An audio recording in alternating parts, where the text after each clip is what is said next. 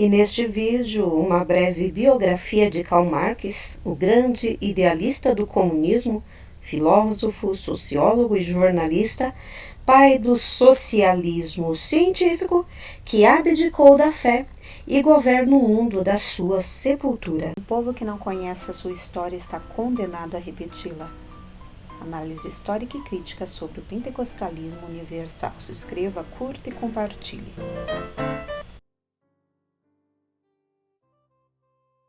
E chegamos num assunto primordial para a compreensão da tese da incompatibilidade em ser cristão e ser um revolucionário marxista ao mesmo tempo. Então, com vocês, a biografia do grande idealista do comunismo, Karl Marx. 204 anos após seu nascimento, sua visão de mundo atrai cada vez mais admiradores, estudiosos e pesquisadores, e tem um porquê para isso. Existe uma característica peculiar em todas as pessoas que têm atração por esta ideologia, mas isso eu só divulgarei, essa característica, nos próximos vídeos. Então, diante do grau de influência deste filósofo, se faz necessário um vídeo aqui no canal, ainda que sucinto, sobre a vida, nascimento, filiação, origens religiosas, escolaridade, casamento, filhos, pobreza, filho bastardo, obras, religião e morte, né? O tipo de morte dessa família Marx. Mas antes da gente conhecer alguns pormenores da biografia de Marx, vale destacar 3 nomes que o influenciaram de maneira considerável: Immanuel Kant, Feuerbach e Hegel. Falando de Immanuel Kant, a ética kantiana afirma que o que deve guiar as ações do homem é a razão. Ela deve ser universal, independentemente da cultura que o indivíduo insere-se. Antes de realizar qualquer ato, eles acham que deve se perguntar: isso fará o bem coletivo? Se sim, é uma atitude ética, se não, é antiético. Feuerbach foi professor de Marx. Ele se colocava contra a opressão do homem e defendia uma vida digna, sem pobreza e necessidade, mas aqui e agora. Então, a ideia religiosa da imortalidade para Feuerbach não era nada mais que o desejo de ter uma vida melhor. Já Hegel, um outro influenciador de Marx, ele criou um sistema chamado dialética, que é um processo espiral sobre o conhecimento, partindo de uma ideia base, que é chamada de tese, contrariada por outra ideia chamada de antítese e chegando a uma conclusão chamada de síntese, que passa a ser uma nova tese, por isso, espiral, algo que não tem fim, mas uma evolução de ideia. Karl Marx nasceu no dia 5 de maio de 1818 no então Reino da Alemanha. Seus pais tiveram 9 filhos. Casal de rabinos de classe média, seu pai, Henrique Marx, renunciou à religião judaica e converteu-se ao luteranismo para seguir atuando como advogado. Ele era politicamente conservador, porém aberto às questões filosóficas e também participava de círculos intelectuais. Marx era protestante de batismo e de ascendência judaica. Porém, a influência judaica da família, por parte principalmente de seus avós paterno e materno, que foram rabinos, não teve muito peso na formação religiosa de Marx, já que seu pai se converteu ao cristianismo em 1817. Marx nasceu em 1818 e seu pai parece ter feito questão de batizar seus filhos na igreja evangélica. Durante o ensino infantil, Marx frequentou um ginásio que tinha uma linha educacional muito próxima aos ideais iluministas franceses. Eu postei aqui alguns vídeos atrás sobre o iluminismo. Se você tem dúvida, é só entrar aqui na playlist dessa nova série que você vai entender essas questões dos ideais iluministas franceses. Em 1835, ele iniciou o curso de Direito na Universidade de Bonn, na Alemanha. Ele cursava muitas disciplinas, principalmente optativas de filosofia, história da arte e mitologia grega. Ele também escreveu poesias. Ele frequentava festas e abusou do álcool. Marx, ele era membro de uma associação recreativa de noites de Boêmia, por meio da qual entrou em uma briga com um grupo rival. Então, após esse episódio em especial, seu pai decidiu transferir o filho para a Universidade de Berlim. Foi lá que ele conheceu a linha de trabalho do filósofo alemão, idealista Friedrich Hegel, e em 1838, ano em que seu pai faleceu, Marx decidiu desistir do curso de Direito e embarcar de vez na área de filosofia. Em 1841, escreveu uma tese de doutorado por título A Diferença entre a Filosofia da Natureza e o Epicuro e Demócrito, e a enviou à Universidade de Jena, adquirindo, então, naquele mesmo ano, 1841, o título de doutor em filosofia.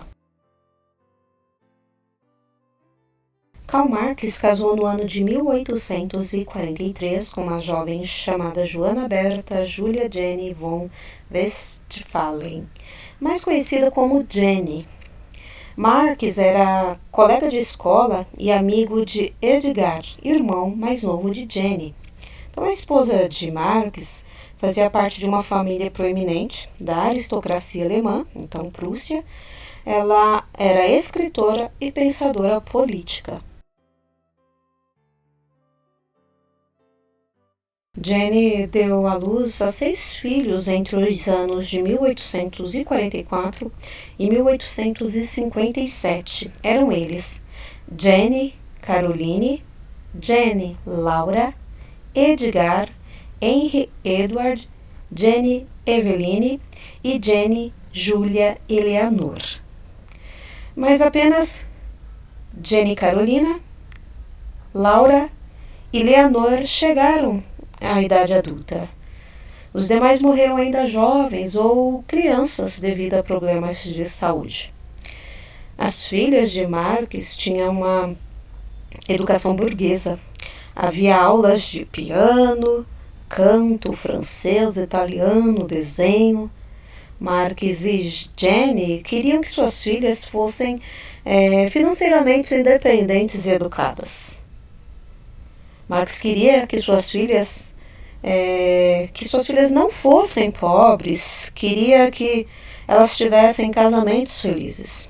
Jenny, Laura e Eleanor, Jenny Caroline era conhecida como Jenny, Então tem a Jenny mãe e a Jenny filha, Assim era chamada. Então Jenny, Laura e Eleanor, elas foram fundamentais na divulgação das ideias de Karl Marx, o pai delas. Porém, 2 das filhas sofriam de insônia, entre outras doenças. Jenny Caroline, a filha mais velha, nasceu em Paris em um momento muito difícil da família Marx, porque pouco tempo depois eles foram expulsos de lá. Já adulta, escreveu vários artigos de jornal, publicou texto na imprensa socialista. Ela se casou com Charles Longuet, um líder socialista francês, uma das figuras principais da Comuna de Paris, um movimento revolucionário que governou a cidade por 2 meses, em 1871, e Jenny chegou a apoiar refugiados que foram perseguidos após a Comuna em busca de proteção na Inglaterra. A Comuna de Paris foi o primeiro governo operário da história, né, formado na França em 1871 durante a Guerra Franco-Prussiana. Então, a Comuna adotou uma política de caráter socialista baseada nos fundamentos da Associação Internacional. Porém, durou pouco tempo, pois logo foi reprimida pelas forças do governo. Laura nasceu em Bruxelas, onde também foram perseguidos pela polícia. Laura não foi fundamental apenas para traduzir o trabalho do seu pai para o idioma francês. As ideias políticas dela eram mais próximas da de Marx. O marido dela, Lafargue, nascido em Cuba, também era um líder revolucionário no Levante francês. Laura tinha um vínculo muito próximo com a Comuna de Paris. Em maio de 1871, a Comuna irrompeu e Lafargue participou do movimento revolucionário. O casal tinha acabado de ter um filho na época. Então, quando a Comuna foi derrotada, Lafargue fugiu e levou sua família aos Pirineus. Então, depois de receber a informação de que seriam presos, eles foram para a Espanha, mas o detiveram por alguns meses. Então, quando ele foi libertado, foram alguns meses a Madrid, onde desempenharam um papel fundamental na criação do Partido Socialista dos Trabalhadores da Espanha. A filha mais nova de Marx, Eleanor, foi a pioneira do feminismo marxista. Ela tornou-se uma líder social que trabalhou para estabelecer os primeiros sindicatos de mulheres. Ela se apaixonou por um cientista e revolucionário chamado Edward Evelyn. Eles estavam em um relacionamento por mais de 10 anos, quando, porém, Evelyn a abandonou por uma jovem atriz com quem ele se casou. Mesmo com um título de doutor em filosofia, ele não conseguiu ingressar na carreira acadêmica, né, e se tornar professor universitário, que era o seu sonho profissional.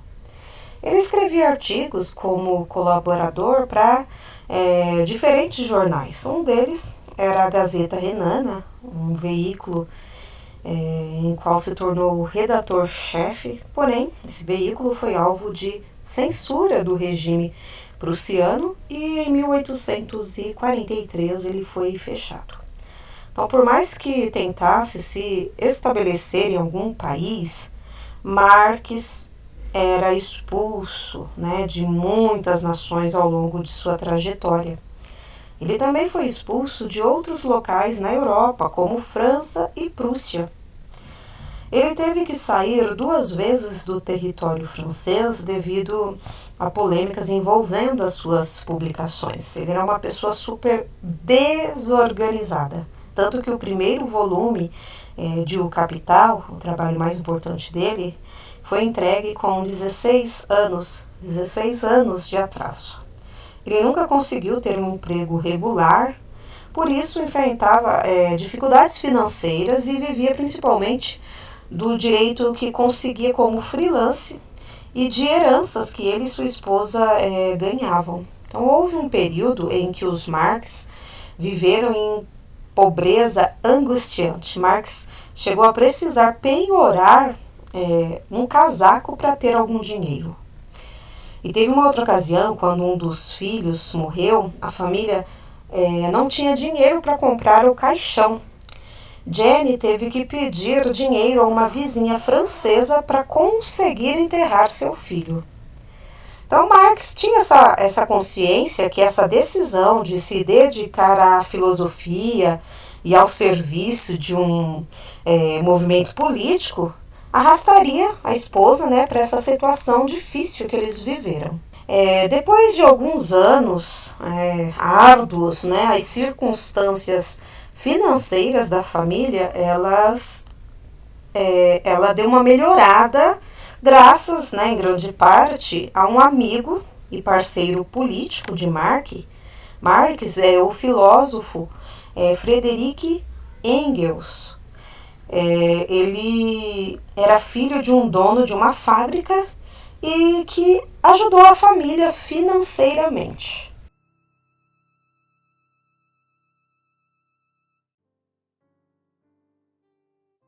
Entre as principais obras de Karl Marx estão O Capital, Manifesto Comunista ou Manifesto do Partido Comunista, A Ideologia Alemã e o 18 de Brumário de Luiz Bonaparte. De acordo com Marx, o comunismo deveria ser implementado em um momento específico da história da sociedade.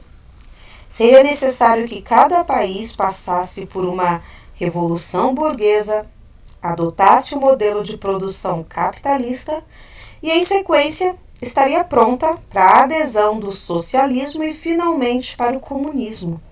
Então, ele continuou mantendo a dialética de Hegel, mas de uma forma invertida. Agora, ele acreditava que a história é movida a partir da luta de classes, dos conflitos entre as forças produtivas e as relações de produção. Ele via que as classes sociais tinham interesses diferentes e um embate entre elas que fazia o mundo girar. No próximo vídeo, gente, eu vou aprofundar um pouquinho mais sobre essa teoria, né, essa ideologia, mas só para os próximos vídeos.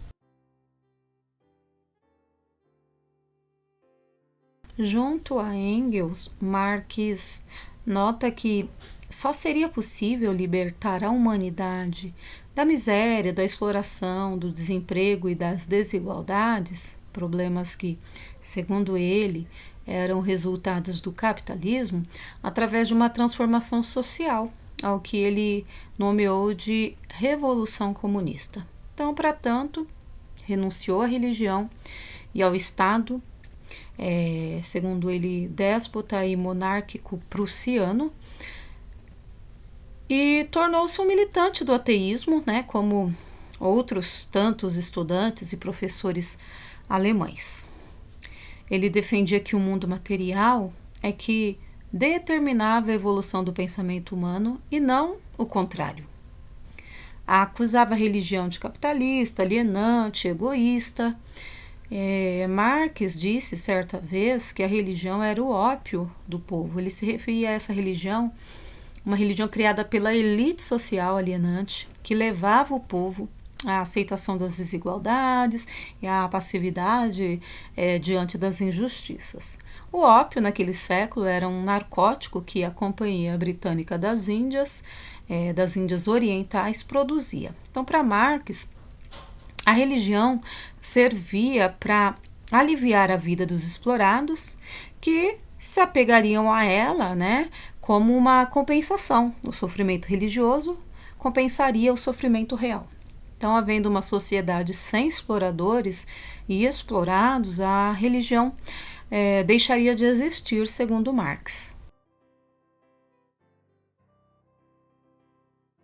Karl Marx teve um caso amoroso com uma jovem chamada Helene Demuth. Ela era governanta da família e engravidou durante uma viagem de Jenny, esposa de Marx. O bebê Friedrich Demuth nasceu em 1851, porém ele foi para adoção.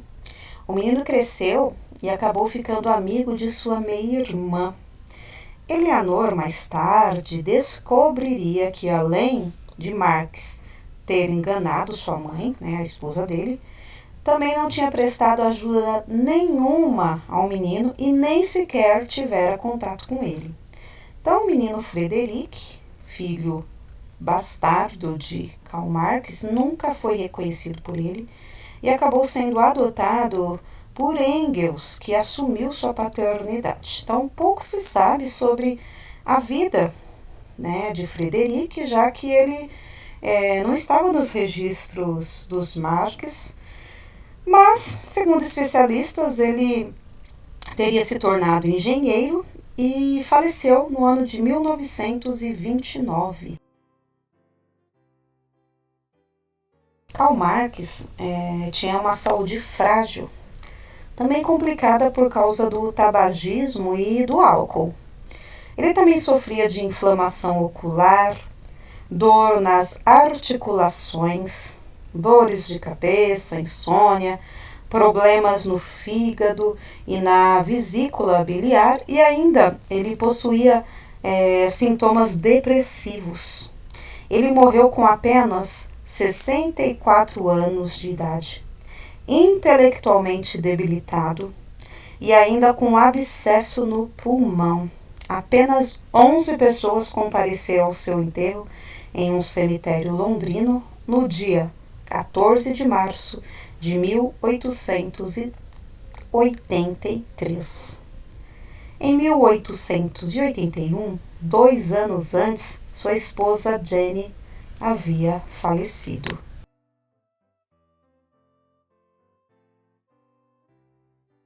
Jenny Caroline, a filha mais velha de Marx, teve uma vida marcada por doenças e também pela morte de 2 de seus 6 filhos quando eles eram pequenos.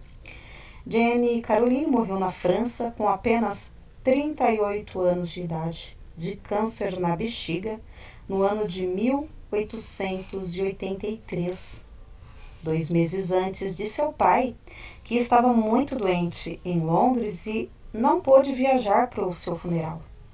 Acreditam que Jenny tenha sido a filha favorita de Marx. Em 31 de março de 1898, a filha Eleanor tirou a própria vida. Em 25 de novembro de 1911, a segunda filha de Karl Marx, Laura, juntamente com o seu marido, cometeram o suicídio. Laura tinha 66 anos e seu marido 69 anos de idade quando se suicidaram-se.